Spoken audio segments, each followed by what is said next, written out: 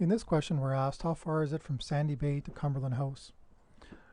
Now we have to assume a few things. First of all, we're assuming that we're using this triangle. We're not driving, we're flying or sending a laser beam or whatever. And we're working with all the numbers that are involved with this triangle. The first thing I notice when I look at this triangle is that I'm given three different things. I am given that, let's see, I'm given this side, I'm given this side, and I'm given the angle in between the two. So I know that I can use a law of cosines because of the information that I'm given in this question. One of the things that will make it easier to do this question is if I do some labeling. So I would like to label the sides. Let me just do it from here. B, because it's across, side B is across from angle B. So I'm going to name Boval angle B, and side B is the side across from it. S is for Sandy Bay, and the angle across from it, side across from it, is side S. And then C, angle C, is Cumberland House, and the side across from that is side C, which is 335. Now that we know that information, we can use that in writing the law of cosines.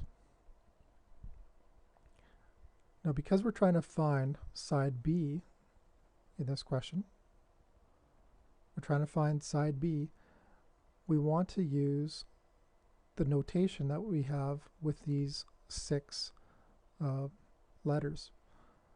So it'll look like this. We're trying to find side B, so we write this equation as follows. Side B squared equals side C squared plus side S squared. So basically it's the sum of the squares of the other two sides.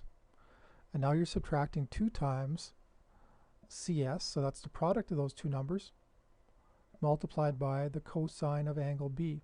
So the key here, again, is that the side we're using, the angle that we're using, is always the angle that's across from the side we're trying to find. Once we have decided what we have, we can fill in all those numbers. So C is 335. S is 370.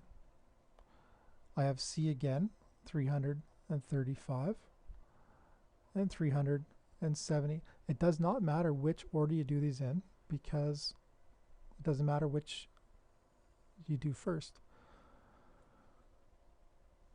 28 degrees is our angle, so it's the cosine of 28 degrees.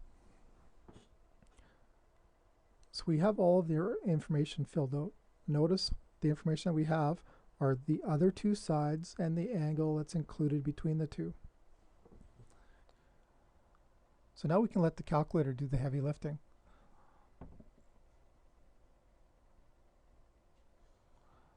I have a calculator here.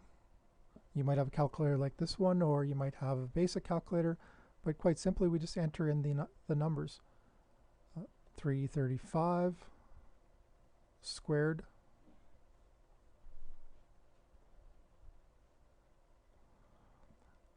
plus 370 squared minus 2 times 335 times 370 times, we could put a multiplication sign, or we could just say cosine of 28. Now if you get a number that is, well, our numbers are going to be very large because we still have to take the square root of it. So we get 30,242. And that's what I got when I did it the first time. So that's good. Now that's way too big of a number. We know that that's not the length of side B, but that's what b squared is. So to find out what b actually equals, we just have to take the square root of b. So b would equal 174. Now remember, this is a word problem, so actually the distance between Sandy Bay and Cumberland House is 174 kilometers.